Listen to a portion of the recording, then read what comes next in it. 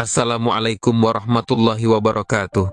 Sahabat Abah yang dirahmati Allah, pernahkah kita mendengar tentang kisah sejarah yang dipelintir atau disalahartikan demi kepentingan segelintir orang?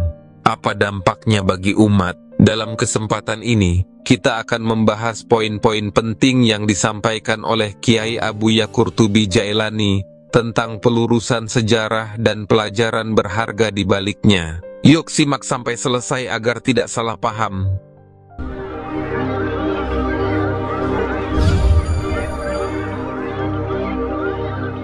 Kiai Abuya Qurtubi Jailani memulai dengan membahas persoalan yang saat ini tengah ramai diperbincangkan, yaitu perubahan sejarah Sunan Gunung Jati. Beliau menyoroti adanya pihak-pihak tertentu yang dianggap telah mengubah sejarah tersebut secara sepihak. Hal ini membuat keturunan Sunan Gunung Jati dari garis Sultan Maulana Hasanuddin di Banten merasa terpanggil untuk meluruskan fakta sejarah yang sebenarnya. Abuya menyampaikan bahwa akan diadakan rapat akbar di Kesultanan Banten untuk membahas hal ini secara terbuka. Dalam rapat tersebut, setiap pihak yang mengklaim kebenaran versi mereka diminta untuk membawa kitab dan bukti sejarah masing-masing. Dengan cara ini, Abuya berharap bahwa kebenaran sejarah bisa kembali ditegakkan. Menurut beliau, memutarbalikan sejarah adalah tindakan yang bukan hanya merugikan, tetapi juga menghapus nilai-nilai mulia yang diwariskan oleh leluhur. Saya masih ingat ketika pas beliau mengkaji di dalam kitab Nasoihud Diniyah tentang wa minha tazkiyatun nafsi wassana 'alaiha wal fakhru bil aba'i min ahli dini wal fadli wa tabajjuh bin nasab wa dzalika madmumun wa mustaqbaun jiddan. Nah, di sini beliau menyurah. Kata Syekhuna Abuya Bustami rahimahullah, dia ulah bangga-bangga kuturudan sanajan dan kurang dia turunan tu bagus, tu sholat mah dia tu bagus gitu. Itu bahasa Banten gitu kan, bahasa dibahas. Beliau itu turunan tu bagus, tapi dari mulai ayahandanya Abuya Jasuta melarang jangan pakai itu bagus, panjang lebar. Termasuk, nah yang ingin saya sampaikan sekarang sebelum saya lanjutkan. Awalnya saya terpendam, namun ketika ada orang yang sudah mengaku sebagai kesepakatan pembelokan sejarah tentang Sunan Gunung Jati, maka orang-orang yang masih duriatnya Sunan Gunung Jati dari Sultan Maulana Hasanuddin pun mereka semua di Banten sekarang mulai bangkit. Maka saya sampaikan tahadusan binikmatillah. Al-Fakir bin Mama Haji Ahmad bin Mama Haji Aceh bin Mama Tubagus Samaun bin Tubagus Armudin bin Tubagus Isam bin Tubagus Sanong bin Tubagus Aryuddin bin Tubagus Syekh Maulana Mansur Cikaduan bin Syekh Maulana Sultan Ageng Tirtayasa bin Syekh Abdul Ma'ali bin Syekh Abdul Mafakir bin Sultan Muhammad bin Sultan Maulana Yusuf Kasuniatan Banten bin Sultan Maulana Hasanuddin bin Syekh Syarif Hidayatullah Cirebon. Akan ada rapat akbar di Kesultanan Banten dan akan diundang orang-orang yang telah membelokkan sejarah. Persiapkan kitab Anda, persiapkan kitab sejarah Anda. Wallah, karena Anda sudah membelokkan dengan sepihak, maka kami pun akan turun. Baik keturunan Sultan Maulana Hasanuddin, dari yang jalur Syekh Maulana Yusuf, dari jalur Syekh Maulana Mansur, dari Syekh Tirtayasa, semuanya akan bangkit. Tadinya antum hanya dengan habaib dan darbak dari habaib, tapi sekarang bukan dengan habaib saja, dengan turunan wali semua, sekarang sudah mulai bangkit kembali. Dalam penjelasannya, Abuya juga menyoroti fenomena kesombongan terhadap nasab mulia. Beliau menyayangkan adanya orang-orang yang merasa bangga karena menjadi keturunan ulama, wali, atau orang-orang syalih, tetapi tidak mencerminkan akhlak dan amal perbuatan mulia dari leluhur mereka. Abuya menegaskan bahwa nasab adalah anugerah yang harus dijaga dengan akhlak dan amal syalih, bukan menjadi alasan untuk merasa lebih tinggi dari orang lain. Beliau mengutip ajaran Imam Abdullah Al-Haddad yang mengatakan bahwa orang yang hanya mengandalkan nasab tanpa amal solih adalah orang yang tertipu oleh setan. Nasab mulia memang penting, tetapi itu bukan satu-satunya ukuran kemuliaan di sisi Allah. Apa gunanya memiliki garis keturunan yang agung jika akhlak dan amal kita tidak mencerminkan kebaikan tersebut? Abuya mengingatkan bahwa kemuliaan seseorang tidak ditentukan oleh nasabnya, melainkan oleh akhlak dan amal perbuatannya. Beliau memberikan contoh dari para ulama besar dan wali Allah, yang meskipun memiliki nasab mulia, mereka tetap menunjukkan ketawaduan dan keikhlasan dalam beramal. Mereka tidak pernah merasa lebih tinggi dari orang lain. Justru sebaliknya, mereka selalu berusaha mendekatkan diri kepada Allah dengan cara melayani umat dan menebarkan kebaikan.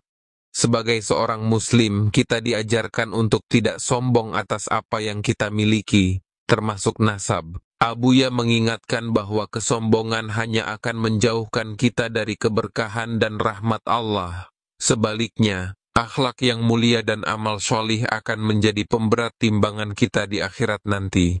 Abuya juga menyoroti pentingnya wara atau kehati-hatian dalam menjalankan agama. Beliau mengisahkan bagaimana para guru besar dan ulama terdahulu, seperti Abuya Bustami dan guru-guru beliau yang lain, menjalani hidup dengan penuh kehati-hatian dan keikhlasan. Mereka tidak hanya dikenal karena ilmunya, tetapi juga karena akhlaknya yang mulia dan dedikasinya dalam mengajarkan Islam kepada umat. Menurut Abuya, keberhasilan seorang guru atau ulama dapat dilihat dari murid-muridnya. Jika seorang guru ikhlas dalam mengajar, maka murid-muridnya akan menjadi orang-orang yang bermanfaat bagi agama dan masyarakat. Namun, jika seorang guru hanya mengejar popularitas atau keuntungan duniawi, maka keberkahannya akan hilang, dan ini akan terlihat dari hasil didikannya. Di akhir penjelasannya, Abuya mengingatkan umat Islam untuk waspada terhadap fitnah yang terus berkembang, terutama terkait nasab dan sejarah. Beliau menyerukan agar umat Islam tidak terpecah belah hanya karena persoalan ini. Fitnah adalah ujian yang bisa menghancurkan persatuan umat jika tidak ditangani dengan bijaksana. Beliau mengajak setiap individu untuk fokus pada akhlak dan amal perbuatan, bukan pada kebanggaan terhadap nasab atau sejarah. Dengan cara ini, umat Islam dapat bersatu dan menghadapi berbagai tantangan dengan kekuatan iman dan ukhuwah. Jadi tambah musuh ini kacau apa tidak? Kalau sore-sore pada tulah Cirebon dibelokkan ke si Musa Al-Khatim, padahal yaitu dari Sayyidatul Malik Abu Bakar sampai ke Imam Ubaidillah langsung kepada Rasulullah sallallahu alaihi wasallam. Ini pembelokan. Wallah, yang selama 3 bulan 4 bulan ini saya tahan, sekarang wallah saya akan tampil. Apa yang Anda mau, lu jual gua borong. Wallah, karena Anda sudah keterlaluan. Bismillah, tawakalna ala Allah. Tadinya saya 4 bulan 5 bulan menjaga jangan sampai tafriq bainal muslimin, jangan sampai pemecah di antara umat Islam. Tapi rupanya semakin songong, semakin merasa paling hebat di dalam bidang nasab. Ini biarkan apa lawan? Biarkan apa lawan? Insya Allah kita akan bangkit. Kalau tidak ada halangan, sekarang sedang diatur waktunya tanggal 25, 26, 27 Agustus. Padahal pada tanggal tersebut saya sebetulnya ada jadwal. Sebetulnya sudah bingung. Ada jadwal, ada panggilan dari guru dari Mesir. Jadi bingung ini antara gimana hadir atau antara guru dengan urusan yang banyak ini. Jadi jangan sampai sita keturunan ini dijadikan kebanggaan. Saya kembali kepada amanat Syekhun almarhum Abuya Bustami ketika beliau mengkaji, mengajarkan kepada saya tentang kitab Naso'i Dunia. Manusia yang tertipu adalah salah satu tazkiyatun nafsi wal fakhru bil aba. Merasa dirinya baik dan merasa keturunannya paling istimewa min ahli dini wal fadl. Saya anak ajengan, saya anak kiai, saya anak tubagus, saya anak habib, saya anak ulama. Dia bangga dengan keturunannya. Lalu kata Imam Qutbud Dakwah wal Irsyad Qutbul Aqtab Al-Imam Abdul Al-Haddad wa minha ay wa minal gurur ittikalu ba'dil usati wal mukhalitina ala salahi abaihim wa ajdadihim min ahlil ilmi was salah ma'a tarkil iktida'i bihim fi akhlaqihim wa af'alihim wa aqwalihim salihah wa dzalika minal gururil madmum wal humkil fahish. Termasuk orang yang tertipu dengan setan, termasuk manusia yang punya akhlak buruk, sebahagian orang-orang yang durhaka, orang-orang yang amalnya masih campur, banyak buruknya daripada baiknya, namun dia merasa hebat hanya karena solahi abaihim wa ajdadihim, hanya karena bapaknya, kakeknya, uyutnya, keturunannya orang-orang mulia. Dia bangga dengan keturunannya, dia bangga dengan kakek-kakek, sombong ma'atarkil iktida'i bihim. Dia tidak mengikuti jejak salafnya, dia tidak mengikuti orang-orang tuanya. Di dalam apa? Bi akhlaqihi, baik dalam akhlaknya, dalam perbuatannya, dalam ucapannya. Nah, dia merasa bangga, merasa hebat dengan bapaknya, kakeknya, uyutnya, sementara dia tidak bercontoh akhlaknya, ucapannya. Nah, ini kata Imam Abdul Al-Haddad, bagian daripada orang yang tertipu dengan setan dan punya akhlak yang buruk, busuk. Lalu beliau melanjutkan, wa qad yubtala bihi ba'du auladil akhyar mimman la basirata lahu wa la ma'rifata bihaqaiqiddin. Banyak anak-anak orang pilihan, anak kiai, anak ajengan, anak tubagus, anak ulama, anak gus, anak-anak orang yang baik, keturunan yang baik, namun anaknya itu mimman la basirata lahu, anaknya tidak punya basirah, tidak jeli, tidak tahu hak ma'rifat tabi'aqaidin, tidak tahu urusan-urusan agama. Dia hanya ngebanggain keturunan.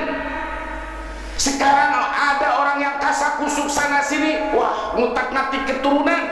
Wa manittakhara 'ala nas. Saya berdasarkan kitab, nggak usah kita gede dulu, kitab Nasoidiniyah dulu. Kitab Nasoidiniyah, wa manittakhara 'ala nasi binasabi wa ba'a bi abai dhahabat barakatuhum anhu. Siapa orang yang sombong kepada orang lain, wah, saya turunan Tubagus, saya turunan Wali Songo, saya turunan Nabi, saya turunan Bulan, saya turunan, bangga dengan keturunannya, sombong, dhahabat barakatuhum anhu, keberkahan para aulia tersebut, keberkahan turunan yang mulia tersebut hilang dari orang tersebut. Contoh nih, kita bisa turunan Sultan Maulana Sudin, turunan Sunan Gunung Jati, kita sombong, angkuh, wow, bapak saya Sultan, bapak saya Syarif. Mereka aja kata Imam Abdul Al-Haddad, li'annahum kanu yattakhiruna wa la yatakabbaruna 'alan nas walau fa'alu dzalik la batala fadhum. Mereka yang Anda sombongkan itu, yang dijadikan kesombongan oleh Anda, mereka para ulama, para aulia, mereka orang-orang yang mulia, mereka saja tidak bangga, tidak sombong, mereka tidak angkuh. Kenapa lu yang tidak melakukan kemuliaan akhlak merasa sombong dengan perbuatan mereka? Walau fa'alu dzalik, andaikan ulama-ulama besar, para aulia Allah, para sultan, para aulia Allah, para sultan itu mereka orang-orang mulia, andai kata mereka angkuh, sombong, la batala fadluhum, niscaya hancur kemuliaan mereka. Mereka yang berbuat, berjuang, beramal soleh, lu yang sombong, lu yang angkuh, belum tentu pasti keturunannya, tapi sudah angkuh. Na'udzubillahi min dzalik. Lalu Imam Abdul Al-Haddad menjelaskan, wa qad qala alaihi salatu wassalam, man abta'a bihi amalu lam yusri bihi nasabu. Siapa orang yang telat amalnya, maka tidak akan cepat nasabnya. Artinya kalau dia tidak beramal soleh, keturunannya pun tidak akan memberikan manfaat kepada dia. Bahasa Abu Ya Bustami tadi, guru kula cek Abu Ya Bustami, saya pun Abu Ya Bustami, najan dia anak tu bagus, hari itu sholat mah dia tu bagus. Najan dia nyata bebegig, tapi dia sholat, maka pasti dia jadi jalma mulia. Luar biasa.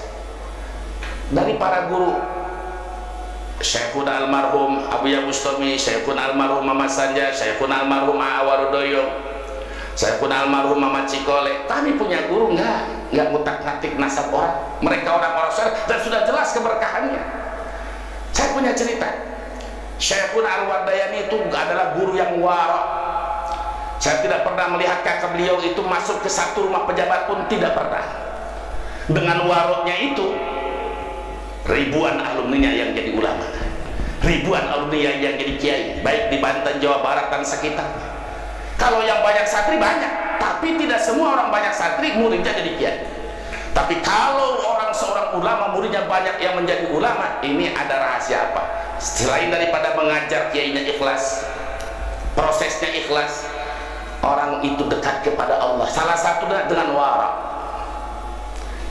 Selain beliau daripada ahli alat, dari ilmu nahwu, ilmu sorok, ma'ani, bayan, bade, mantek, munadharah, dari mulai kitab Sulamul Munir sampai Samsiyah, dari mulai kitab Risalah Sabar Qadi sampai Johar Makhluk Ukudul Juman, kitab alat munadharah ada, tapi tidak meninggalkan kitab Ar-Risalatul Mu'awanah. Risalah Mu'awanah, Nasaiduniyah, Johar Tauhid, tidak ditinggalkan. Ar-Risalatul Mu'awanah, tasawufnya Ar-Risalatul Mu'awanah. Bagaimana? Berkah. Luar biasa. Kalau kedatangan Habib, mending Habibnya Habib yang alim, ngerti. Oh, tiap hari, tapi sobat. Alhamdulillah. Nah, itu guru-guru yang harus kita contoh.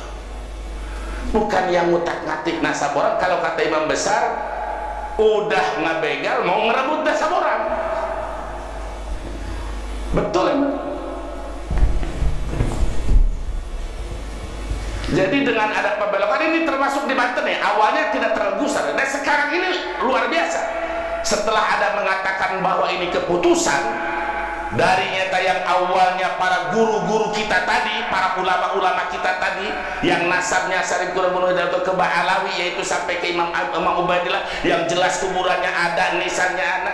Bahkan sampai saya kepada anak saya yang sedang di Yaman di Darul Hadis Bil Irsyad Nabawi, saya perintahkan, coba kamu jarah, minta kirimin foto dari mulai imam nyata Amil Fakih, terus Imam Ubaidillah sampai Imam nyata Ahmad Al-Muhajir.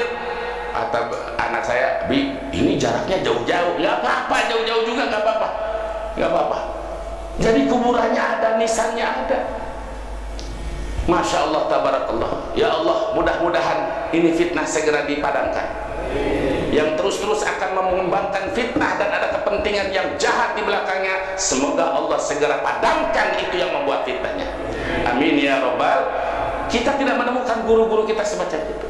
Saya menyampaikan nasab tadi, dan baru kali ini hanya di lingkungan keluarga. Ketika kita mau hadarat baca Yasin, kita baca dulu sanad Al-Fatihah. Tapi rupanya dari penjelasan Kiai Abuya Qurtubi Jailani, kita dapat mengambil pelajaran berharga bahwa nasab mulia adalah anugerah yang harus dijaga dengan akhlak dan amal sholih. Kesombongan atas keturunan hanya akan membawa kerugian dan menghilangkan keberkahan hidup. Sebaliknya, fokus pada akhlak, amal perbuatan, dan ketawaduan akan mendatangkan rahmat Allah dan membawa kemuliaan sejati, baik di dunia maupun di akhirat. Sahabat Abah, sebagai umat Islam kita juga diajarkan untuk tidak mudah terpengaruh oleh fitnah dan perpecahan. Mari kita jadikan akhlak mulia dan persatuan umat sebagai prioritas utama dalam menjalani kehidupan ini. Dengan demikian, kita tidak hanya menjaga kehormatan diri, tetapi juga meneladani ajaran para ulama dan leluhur yang mulia. Hikmah yang disampaikan Kiai Abuya Qurtubi Jailani mengingatkan kita bahwa kehidupan ini bukan tentang siapa kita berasal, tetapi tentang siapa kita sebenarnya di hadapan Allah. Mari kita introspeksi diri, memperbaiki akhlak, dan meningkatkan amal syalih, agar menjadi hamba yang dicintai Allah. Jangan biarkan kesombongan menghancurkan keberkahan hidup kita. Semoga kita semua termasuk dalam golongan orang-orang yang diridhai Allah. Amin.